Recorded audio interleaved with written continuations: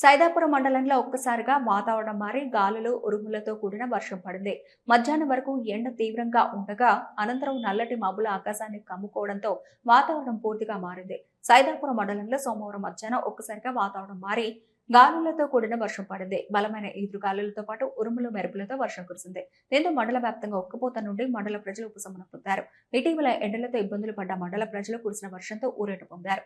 ఆకాశం అంతటా నల్లటి మబ్బులు కమ్ముకోవడంతో చీకటి వాతావరణం నెలకొంది.